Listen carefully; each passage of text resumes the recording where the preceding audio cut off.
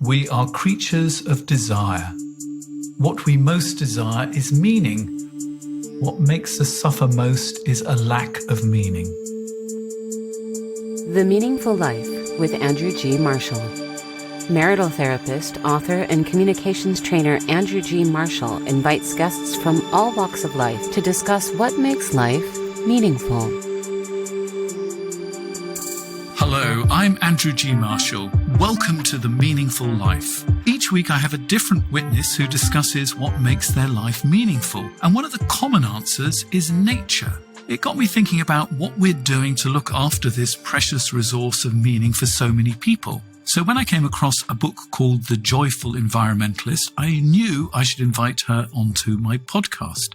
Isabel Losada is an author, a public speaker, and has worked as an actress, a broadcaster, and a comedian. As well as the environment, she's written about her search for both enlightenment and paradise in Battersea Park Road to Enlightenment and Battersea Park Road to Paradise. She's not just the joyful environmentalist, she has form on using joy to try and change the world in her book For Tibet with Love, where she ended up meeting the Dalai Lama. So I think I have to actually start off by asking you, what exactly is joy for you? Because it's obviously something really quite important. Oh gosh, it's a really interesting question, isn't it, Andrew? How do we define joy? You talk about my search for enlightenment. Years ago, I did one of those woo-woo new age seminars, where you discover your purpose in life. And we went through this process and I discovered that according to this seminar, my purpose in life is quite simple. My purpose is joy. That was what I discovered. So that's been quite an easy one to follow. And I suppose joy for me is a sort of energized version of happiness. Isn't it? I mean, I think something that makes you joyful, it makes you both happy and enthusiastic. Energy plus vitality plus happiness plus goodness, really. I think it's those things, isn't it? It is more than just having a good time. There seems to be some kind of cheerful optimism put into it as well. Yes, actually, now that you mention it, there is an optimistic aspect of joy, isn't there? It's a bit like happiness. There can be different ways that you can define it. You can have a temporary joyful state, as when somebody brings you a fantastic birthday cake. But it's interesting, even in that moment, if you put your finger on the joy in that moment. I recently had a birthday and a friend brought me an amazing cake. That's why it's in my mind. The joy is more from the connection with the friend rather than the cake itself. The joy comes from the moment, doesn't it? And the connection. And so I think joy is it's a state where optimism occurs naturally, isn't it? Arising from the circumstances. And I think something you say there is really interesting. It's also somewhere where you can use for self-discovery. You actually went into the joy of that moment. What was it about the cake? Actually, part of it was, that it was a beautiful cake, but actually the joy made you pay attention to the connection between you and your friend. And that's actually where the real joy was. So exactly. I think joy is a gateway to self-discovery. At least that's what I'm thinking, looking into your work.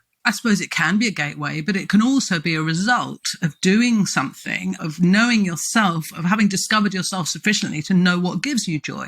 For example, one of my hobbies is Japanese taiko drumming. I know it might sound crazy, but I was in New York and there was a group of Japanese taiko drummers by the road and they gave a demonstration. And then when they finished, they said, does anyone want to have a go? My hand was up in a second. And I went forward and they gave me Japanese taiko drumsticks, the ones you do with these huge long drumsticks, big thick drumsticks. And you raise it right in the air and you bring the drum down and it makes this fantastic sound that vibrates through your body. And I thought, this is something I want to do. I mean, I felt the joy of the moment in an instant. And I came back to London to look for a taiko teacher. And it took me 7 years to find someone that teaches in London. But it is a joyful thing. And I think you feel that instantly. Or somebody that, really has learned how to play music, or somebody that loves a sport. Or so it can also be the result of rewarding yourself with doing something that gives you joy. And I think you've just reinforced the point. When you feel joy, don't just feel it, actually investigate it, actually see what it is that is working for you, pursue it, even if it takes you 7 years to find the teacher. Yes. That joy is making you pay attention. This drumming is going to be good. And I have to agree with you. I have been to workshops where you just drum with your hands. With your hands. That's also wonderful. And it is just the most extraordinary experience. Yes. You can see we've probably probably been to the same kind of places, particularly around a campfire. Yes, because then you've also got the connection that we're talking about, haven't you? That we mentioned with the cake. You've got the connection with the other people there. So a joy obviously is greater if you're sharing it with another person or with an animal even. So I think, yes, happiness plus energy. I'd define it like that. So let me give you a quote from the beginning of the Joyful Environmentalist. We all want to do what we can to make a difference, but it's a bit overwhelming and we're busy, which seems to sum up the problem we have in a nutshell. So what can we do? Well, that's why I wrote the book, Andrew. Exactly. So give us the benefit of your research and your experience. Oh, my goodness.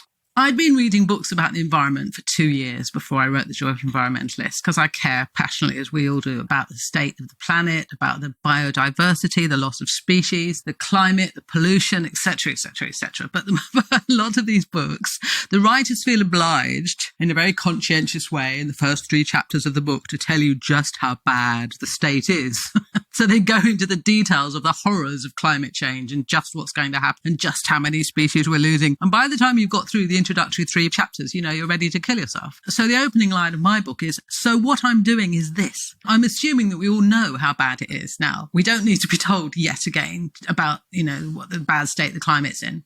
And because all my previous books have been on the subject of happiness and joy, what I did is I thought, well, okay, let's look at what we can do that helps the planet, that also brings in this joy, brings in this happiness. Because a lot of the things that we need to do to help the world also enrich our own lives. So to take a very simple example, the whole book is full of this, and the book is full of short chapters and long chapters. So lots and lots and lots of ideas. It's written in a funny, entertaining way. I also joke that I think it's the only book about the environment that's ever been written that actually stands a chance of making you laugh, which of course is a blessed relief. But to take one example I point out in the book is that if we don't wish to invest in fossil fuel industry anymore because we want to help the planet, one thing we can do is change our high street bank. Now, I've been with the same high street bank my whole life because we're all loyal to our high street bank because we think somehow it does us good to be with the same bank we've been with for 30 years. But what I did is I wrote to my bank and I said, can you let me know what you're lending your money to and what you're investing in? And because I rather naughtily told them I was writing an article for The Guardian, they put there was obviously a lot of to and froing. And about 2 weeks later, they wrote back. Basically, they said, I'm sorry,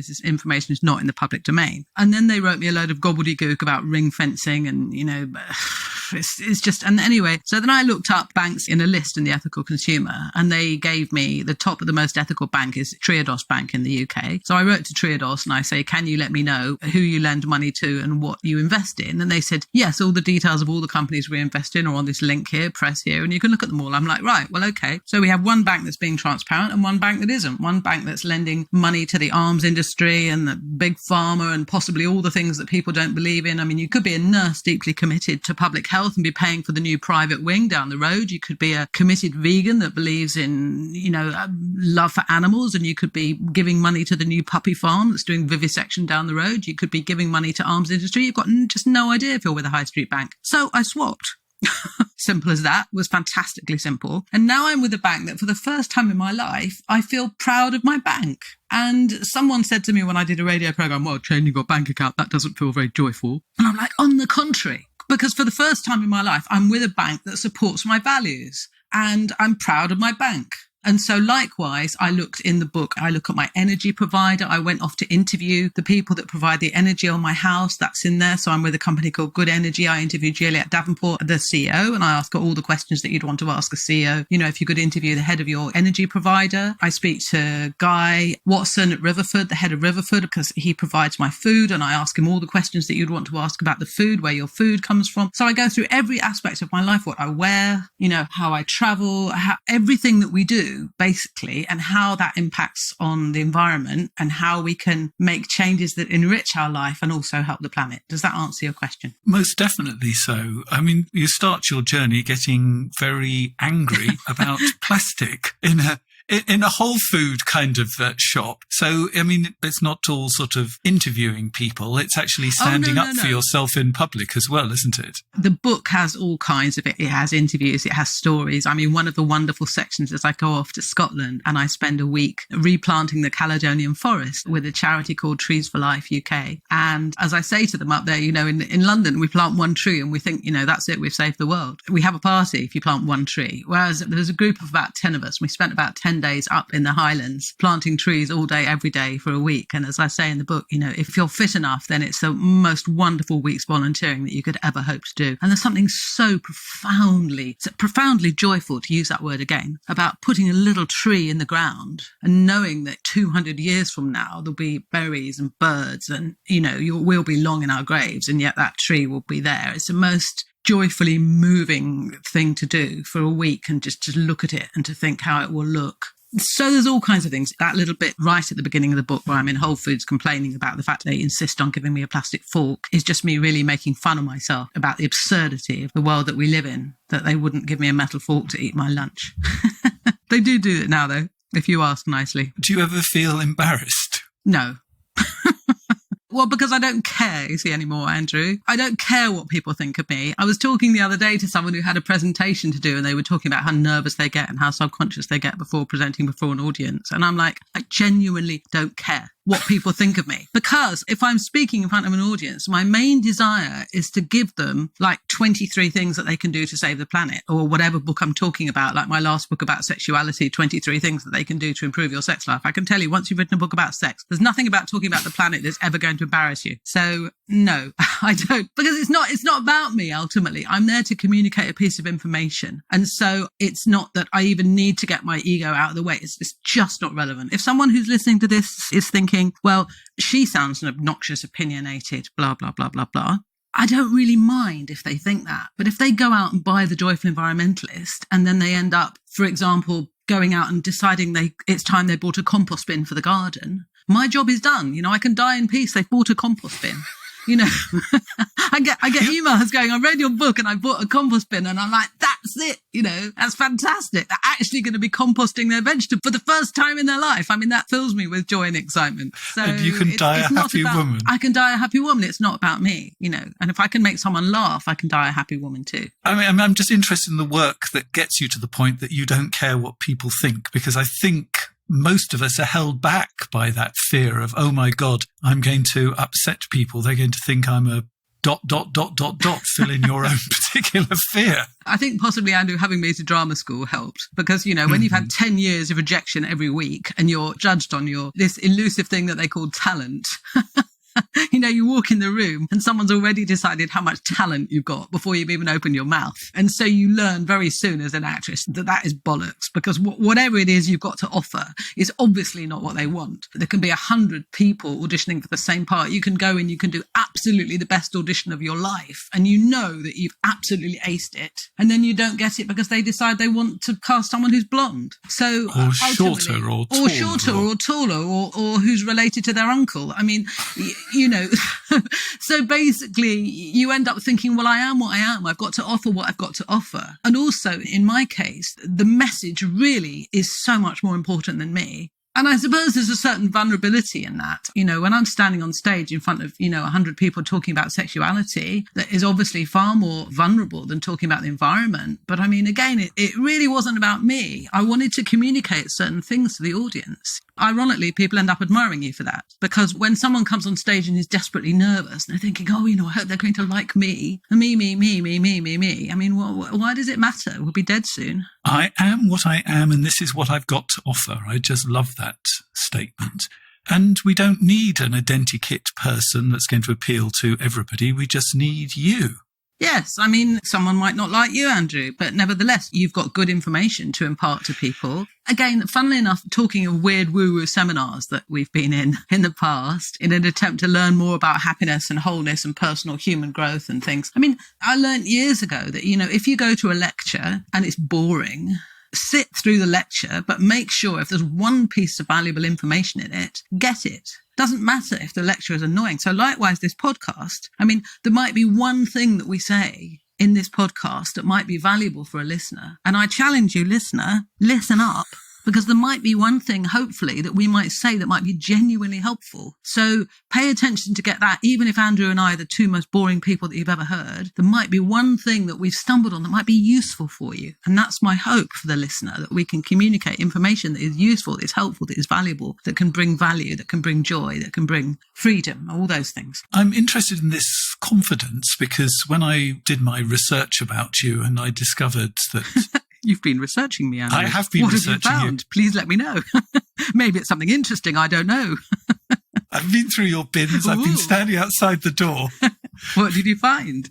Well, this is what I discovered in my research, was that basically you were an orphan at an incredibly young age. You had virtually no family, and by the age of 19, you were alone. That, to me, sounds absolutely terrifying. And yet here we have this incredibly confident person. And I'm just interested in, how do you survive when everything's chopped away like that?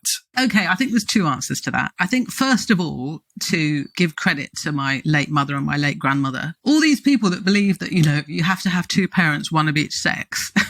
Fascinates me when those arguments come out about adoption, that it's not okay to have two people of the same sex raising a child. I'm like, but excuse me, I had my mother and my grandmother raised me, and nobody ever suggested that there was an inadequacy there. I had two women that absolutely adored me, and as I joke, they let me know that I was the centre of the universe and anything I could have was mine. And my grandmother, traditional role was to spoil me, and she spoiled me. What has been amazing for me, Andrew, is as I've grown up, the shock with which things don't fall into my lap.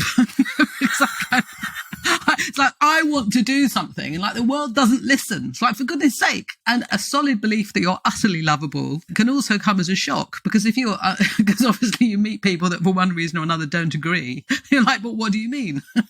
What do you mean? I'm fantastic. So, no, joking aside, I think I was really lucky in that I was loved as a child in the formative years by two women that by the time my mother died when I was 18 and my grandmother died when I was 19, they'd spent 18 years letting me know that I was lovable, clever, beautiful, the most beautiful girl in the world, to quote my grandmother exactly, those kind of things. So I think they say that the first 6 years are very formative, and I was very fortunate in those first 6 years. I didn't experience any trauma. I lived by the sea, I played in the gardens. I had in many ways a happy childhood. It was a lonely childhood because I was an only child and I didn't have anyone else. But you see, I think that made me a writer, interestingly. So if we get to adulthood, I think because my mother died and then my grandmother died and then I made a disastrous marriage, obviously, because I was filling the gap left over from those deaths. And then my husband left me and then I was on my own with a 2.5-year-old, which is where the first book starts. But I think what I did is realizing that I had to look after myself. That became a lifetime's interest in everything that's good, in happiness, in reading, in music that was enriching, in reading books, in attending seminars. And I think that's the Battersea Park Road to Enlightenment, was about me going anywhere and learning anything I could, anywhere I could go, that would help, that would give me tools, that would enable me to thrive. And so that's why when I look at what some people spend their time doing, it amazes me. Like they go and they watch deeply disturbing murder films where people are hacked to death. Or they're watching. It's like, why would you want to put stuff like that in your mind? I mean, is life not hard enough? Why would they want to kill themselves off with smoking cigarettes in a vain attempt to comfort themselves with something that obviously isn't comforting? There are wonderful things that are worthy of our time and our study. And I think that became my interest. And there's a lot of good stuff out there that can be learned. I mean, sure, these wacky seminars, 50% of what's there might be nonsense, but the other 50% is valuable. Focus, I think, is the answer. I've focused on everything that is good. And you've found, for want of a better word, this is a Buddhist phrase I've heard before. I don't know if you've heard this. There's an exercise where you give thanks to all your mothers. And the idea is that we have many mothers. So you had two mothers. You had your mother and your grandmother. When I did this exercise, one of my mother's best friends I listed as one of my mothers because, she was around the whole time. I'm welling up a little bit. She's now... She won't tell me how old she is, but she must be mid-90s, would be my guess. We do have quite a lot of mothers, and it sounds like, in a sense, you've had some of that parenting energy from other sort of mentors and other people. Or maybe not. Not so much. No. I wanted to write in the beginning of Battersea Park Road to Enlightenment, and I would like to give thanks to Isabel, without whose perseverance and determination this book would never have been possible. I mean, it's perfectly okay to disagree with me. I'm thinking about what you're saying. Yes, when I was 19, when my mother died, there was another lady who stepped in very kindly and took care of me, I suppose, in some ways until I met my husband. But really, the person that I've really learned to rely on is myself in the true way that all self-development work is about. We've got ourselves at the end of the day, haven't we? It's not that other people are not going to help, but they're struggling with themselves. There've not been many people that I've been able to depend on in that way, no. Being an only child and not having family at all, most people tend to look after their families first. And when you don't have one, it's very important to find your strength, as they say, in all the great spiritual traditions. You just find your strength within, as it were. And there is nobody else who's going to come along and solve all our problems. And sadly, if you know anyone, Andrew, can you put them in touch with me? Half of great literature is about either somebody coming along to save us or somebody coming along. We think they're going to save us and they don't. Of course. I mean, I have had people when, I've given them some of these books that talk about that there isn't somebody else who's going to come and save you. They might help you. They might point you down the right road. Yes. They might say, there's a bog behind here, don't go in it. But you're ultimately on your own. I think sometimes it's a very depressing message, but they say, well, actually, it's not so depressing because you can then roll up your sleeves and start sorting things out yourself. I remember the first time I did a wacky New Age American seminar, and I really loved the seminar because we were learning so much. But when it got right to the end of the seminar, the message was basically about, learning to love yourself. And I remember being utterly furious because I remember going, oh God, what, her again? For goodness sake, I've been living with her all my life. That's where this whole seminar is leading, that I've got to work on my relationship with myself. I mean, come on. But yes, that's reality, sadly. What would you say now to the version of yourself that went to that workshop and got upset at the very end? Yeah, it sucks, doesn't it? It sucks. Suck it up. It's true. You've got to work on your relationship with yourself. Be compassionate with yourself, even when you're absolutely furious. I was more furious that the seminar was leading to, I suppose, something I already knew. Something I wanted them to come up with something else other than that truth that we already know. So one of the things I liked that you offered was 10 things you need to change the world. And with that, by extension, your own life. Well, one of them was lock up your television in a cupboard, which amused me. I've got some slightly different ones. You said one of the things you need is selective deafness. Why do you need selective deafness? Well, because this is England. And anything that you say that you're going to do, 20 people are going to come along and tell you why it won't work. That's the nature of being British. So you need to not be able to hear the word no.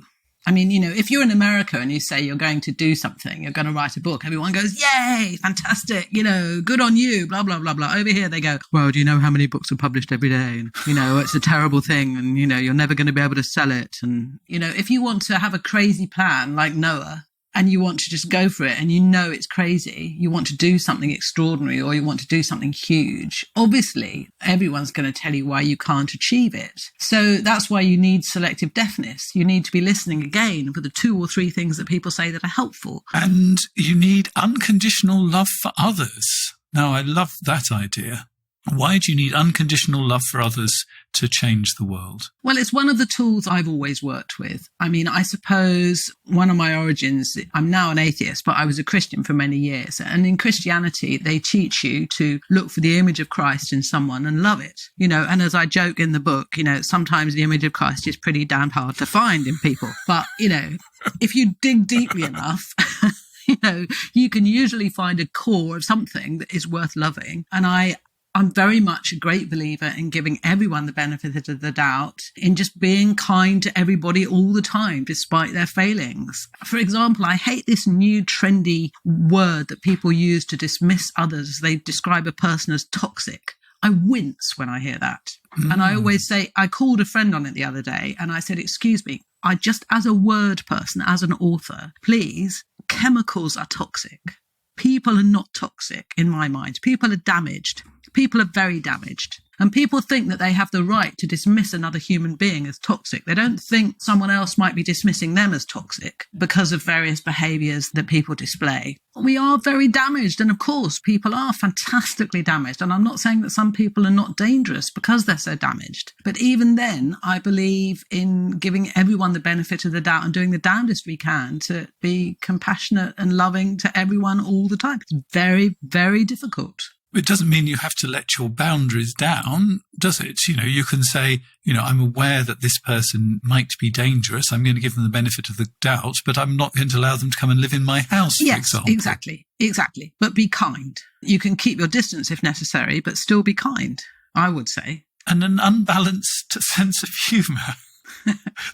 That made me laugh, that you need to change the world and change your life. You need an unbalanced sense of humour. Well, because you need to find humour in everything. That's the way I've lived.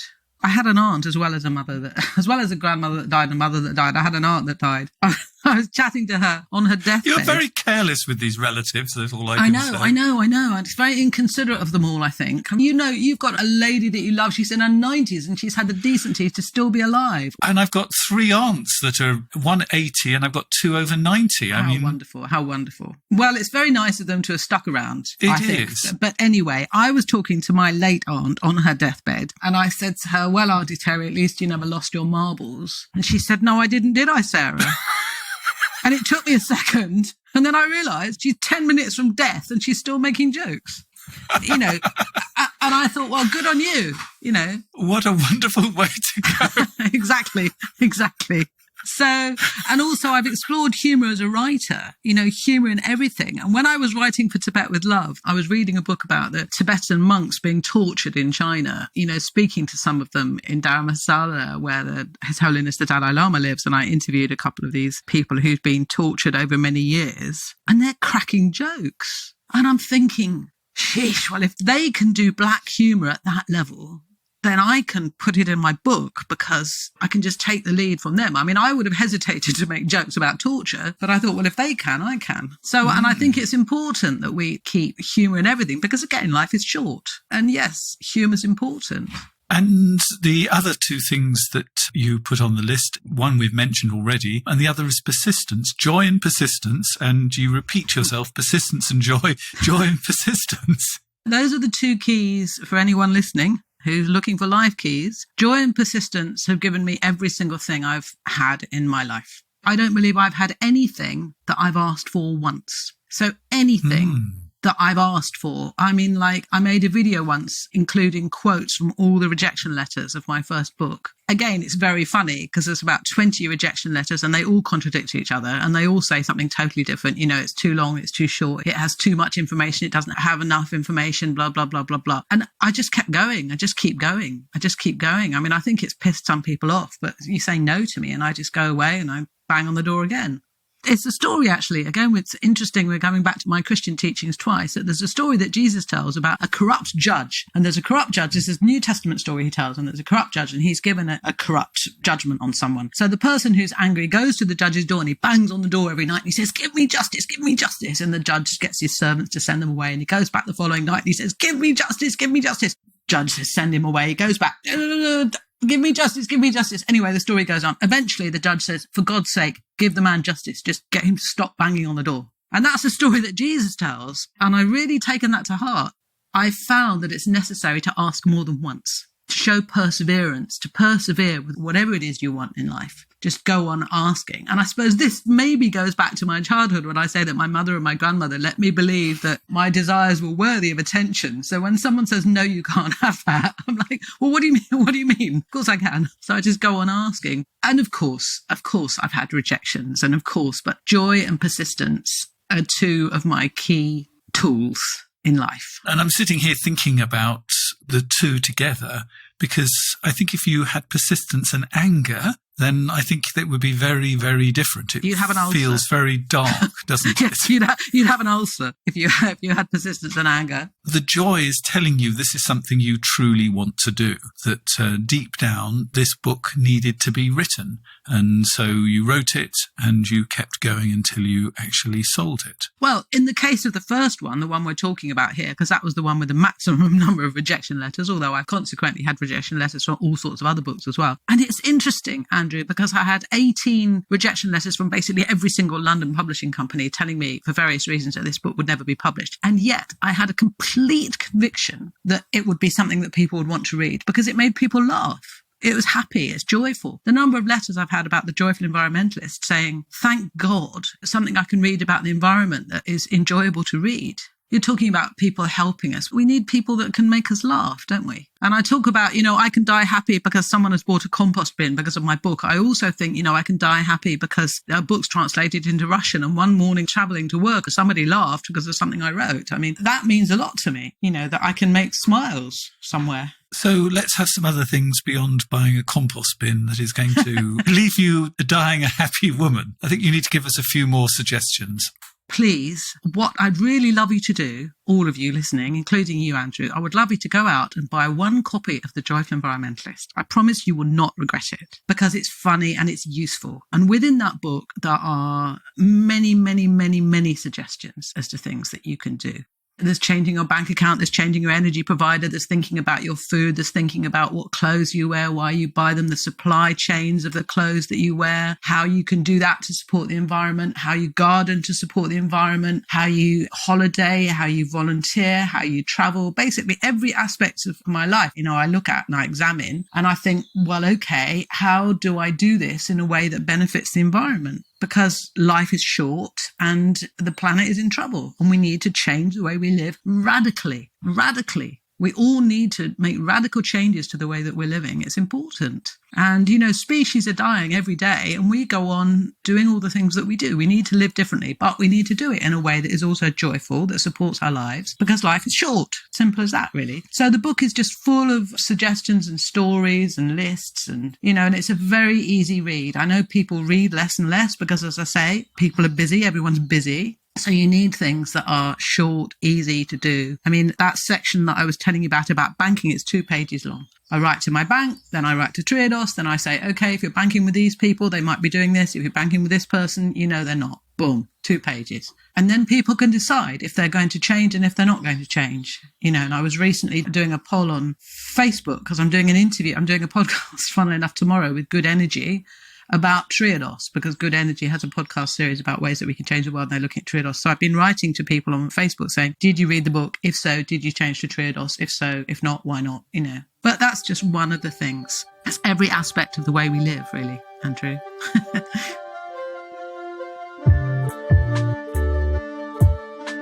The Meaningful Life with Andrew G. Marshall. Please follow us on Twitter, like us on Facebook, and visit our website, andrewgmarshall.com/podcast, where you can join our supporters club and unlock bonus material and other benefits. So one of the advantages of joining the Meaningful Life podcast is you can actually use the collective wisdom of myself and my guests. And, we've been to some very interesting workshops. Very weird workshops. Weird woo-woo workshops. So this letter is from a man. He says, thanks to listening to your podcast and all your guests, I've come to 2 conclusions. The first is that I need to find my purpose, but I have no idea what it might be. The second is that I need to bring more joy into my life. But how do you turn that into a path? How do I know it is the right one? I'm in my early 60s and I feel I don't have much time left for more false starts. I also have made more than my share of mistakes, and I still have work to do on repairing the relationship with my youngest daughter. My other problem is that life stinks at the moment. I'm exhausted, run down, and if I'm honest, quite angry. I feel that I've worked hard for lots of other people and given my all, but it seems like give, and nothing back in return. I can feel myself getting into a rant, which I know will not help, so it looks like I've found a little bit of insight. I would sort of like someone to go on this journey with, a partner. Is that too much to ask? Now, normally when I send letters to to my witnesses to think about. I never hear any of their thoughts, but Isabel did something entirely different, and she sat down and wrote a letter back. So I thought it would be very good to hear what Isabel had to say. Dear man, let me save you some time. I've put a lifetime into considering these questions, so I'm in a good position to do so. His Holiness the Dalai Lama says that the purpose of life is happiness. As he is considered to be an incarnation of compassion and has spent his life studying Buddhism, I think we can take his word for this. If you don't like this one, Jesus, also considered wise by many, said love. And for a third answer, know thyself was on the temple at Delphi. So your path, as is true for all of us, is, as you say, to bring more happiness and joy into your life. When you are doing that, you will have reserves of happiness and joy that you will be able to share with others, including your daughter. At the moment, you say that your cup is full of exhaustion and anger. Your words also contain resentment and a sense of injustice. You say that you've given and given and given and got nothing back. But you are blaming the other and not showing much insight of personal responsibility there, it seems. Not in this short letter, anyway. Then you want to offer an exhausted, angry person for a relationship. Well, I don't know you, but these are certainly not energies that I'd want to welcome into my life. When you Hold on, let me finish. Friend, you need to fill your life with joy first, and then you will be able to offer not a life that stinks, your words, not mine, but a life that is attractive and inspiring. Why would I be attracted by a stink? It's a beautiful, fresh, natural perfume that will attract a beautiful partner. But don't be sad, for this is a joyful path you can commit to. Study all that brings you joy. And I have a few tips here too. Simplicity will lessen exhaustion. Live simply. As William Morris advised, have nothing in your home that you do not know to be useful or believe to be beautiful. Eat simply. Very little or no meat. Get up at the same time every day. Look after your health. Walking is good. Connect with nature as much as you can in any way that you can. Read beautiful, inspiring books. Listen to beautiful music. Learn to cook simple, tasty food. Learn meditation. Anger is just a protection for sadness. Learn to sit with the sadness. Have compassion for yourself, but don't allow self-pity. There is a difference. It's good that you know how to give to others, but you can learn how to give from a full cup. You have been giving from an empty cup. Be patient with yourself. Do simple tasks an hour at a time. Whatever is beautiful, whatever is good, think about these things. You don't have to be perfect to have a partner, but you know the old saying, it's not a question of finding the right person. It's a question of being the right person. So you need to become someone that you'd want to be in a relationship with. You have to learn to be in relationship with yourself in a way that is joyful. Create a life for yourself that is joyful and in which you're happy. Then, when you wake up one morning and find yourself feeling happy alone, you will be ready to look for someone to share that with. I wish you joy, happiness, and love. Thank you for that. There's a lot of material in there. I'm quite harsh. But I mean, you know, my life's a stink. Well, wow, I can't wait to meet him. Well, I was going to say that stinky and angry is not what you put in the search engine, is it, when you're looking for dates? No, I want someone that feels broken, that feels that they've given and given and given and got nothing back, 3 gives, and whose life they feel stinks, and who presumably wants me to come along and, as we were saying earlier, help sort all that out. Especially, I mean, depending on what kind of relationship he's looking for. I mean, to be fair to this man, maybe he'd be very happy to meet a very broken woman who feels that her life is stinky. And what he's saying, to be fair to him, is that he'd like to share that part of recovery with someone else. But that wouldn't be easy, because then 2 people would both be looking for the other one to help them sort their shit out. And it doesn't work like that. That's codependency, and it doesn't work, as we know.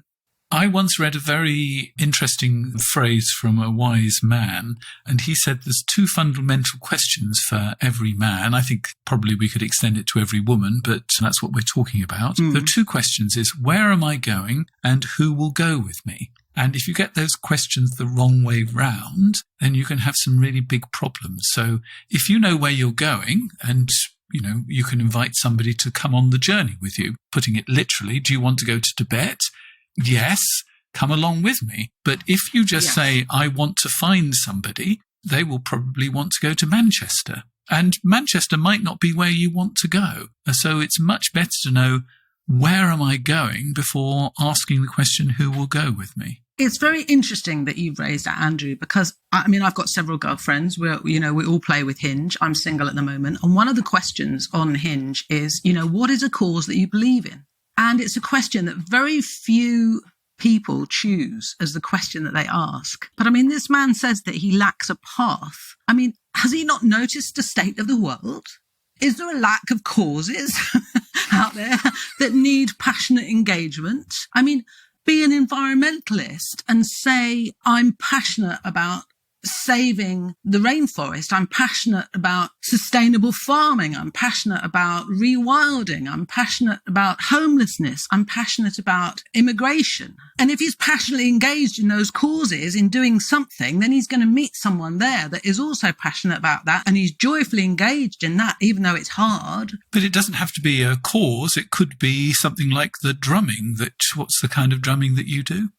Taiko drumming. Well, I wouldn't recommend taiko drumming as a way of meeting people, but no. But if that is your path to become a great taiko drummer, then that is your path. It doesn't have to be just a cause, I think is what I'm saying. It could be a passion. Well, it doesn't have to be a cause, but Andrew, if people are not engaged with the state the way the world is in, if people aren't engaged in anything outside themselves that attempts to make the world a better place, then they're not someone I'm going to want to be on a path with, because frankly, the world's in a mess. Yes, but maybe you and he are not a good match. Okay. But what I'm saying is having some commitment to something outside oneself.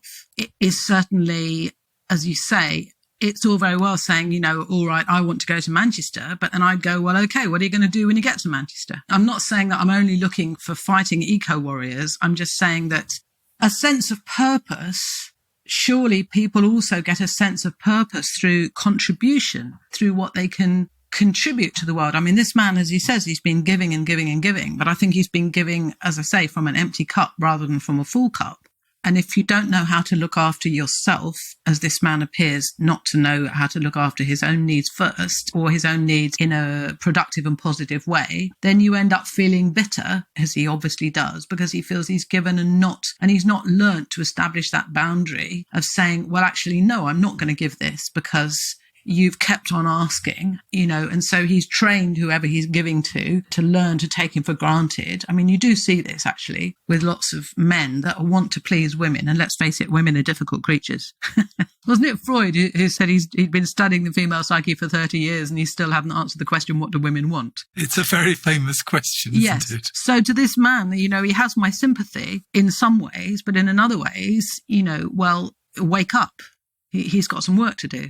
And I would please send him a copy of my letter. Then he can write a screaming, raging reply. Who the fuck do you think you are? Yes. And I would like him to think about his relationship with his youngest daughter as well. Just to listen to her. You don't have to do anything more than say, tell me more. Don't try and solve it. Just listen to her. Yes, there's a lovely expression. That girl needs a damn good listening to. I love that one. So we've been talking about changing the world and what makes life meaningful. So I think I have to ask you, what makes your life meaningful, Isabel? Well, I thought about that. Obviously, listeners, this is a question that Andrew sends in advance, what gives your life meaning? And I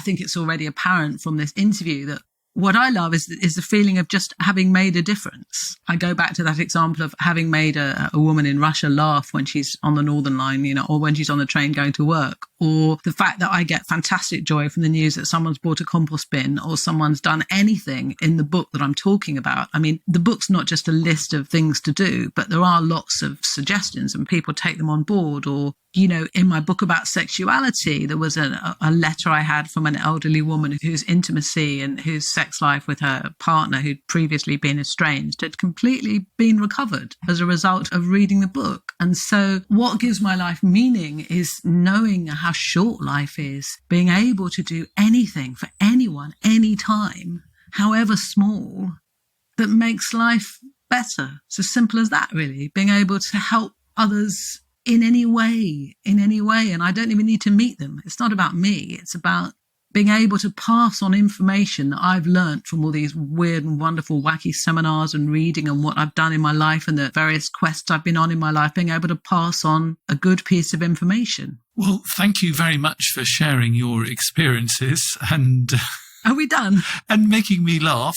Well, we're not done. Oh, good, because I'm enjoying this. We are done for regular listeners, but for people who are supporters, this conversation is going to continue. We're going to find out the 3 things that Isabel knows to be true. What you want to do, Andrew, is you want to say in this section that you have to pay for, then we're then going to discuss Isabel's book about sexuality. And then everyone will be registering immediately. Right. Well, I promise I will ask a question about sex, although I have whole episodes that discuss sex as well. Of course you do. No, we're discussing the environment today. Looking back, there is an episode on how to have great sex after 50. And we've also got an episode about body confidence and how to be confident naked. I've got coming up an episode on how to be spiritual and sexual. Isabel is giving me a shoulder at the moment. Moving her T-shirt. How to be confident naked. Fortunately, the camera's positioned sufficiently that I can move my T-shirt and appear to be sitting here naked. You did say this wasn't envisioned, didn't you, Andrew? I did say it wasn't envisioned. So all I can say is you have beautiful shoulders. Thank you, Andrew. So all of this conversation will continue in a moment, but for everybody else, thank you, Isabel, for joining me today. Thank you very much, Andrew. It's been delightful. You've been listening to The Meaningful Life with Andrew G. Marshall. You can follow Andrew on Twitter, like him on Facebook, and please leave a review wherever you consume your podcasts. Making, editing, and distributing The Meaningful Life comes with substantial costs, and we'd like to ask for your help. Visit our website, andrewgmarshall.com/podcast, where you can join our supporters club and unlock bonus material for every program, send in a letter to be discussed by Andrew and his guests, and join a community of other people seeking to make their life meaningful. At the gold level, you get even more benefits. Production of The Meaningful Life with Andrew G. Marshall is by Michael Dooney. Social media by Madeleine Healy. Sound engineering and theme tune by Sebastian de la Luz Mendoza. And I'm Susie Colick. Please tell your friends and spread the word. Thank you.